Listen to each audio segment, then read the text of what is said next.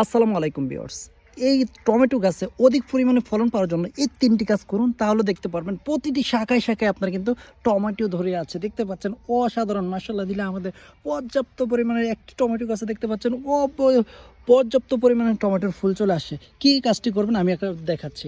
এই যে নিচে যে শাখাগুলো ছিল, এই শাখাগুলো আপনি কেটে দেবেন। আমরা প্রথমেই দেখতে পাচ্ছেন এখানে কেটে দিয়েছিলাম, তা সেই বিধে কিন্তু উপরে অনেক শক্তি পেয়েছে আর টমেটো ধরেছে। এখন আবার শাখাগুলো বের হচ্ছে, আমরা কিন্তু একটা ছুরি দিয়ে কেটে দিব। এখন যেহেতু আমাদের হাতে ছুরি নেই, হাত দিয়ে কেটে দিচ্ছি, তো আপনারা কিন্তু কেটে দিবেন।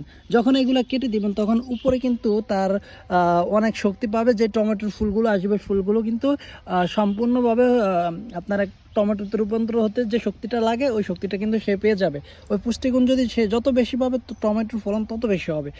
আর যে গোড়াতে যে আগাছাগুলো আছে সেগুলো আপনারা পরিষ্কার করে কিছু সার এবং পানি দিবেন, প্রতিদিন পানি দেওয়ার চেষ্টা করবেন। তাহলে হচ্ছে ও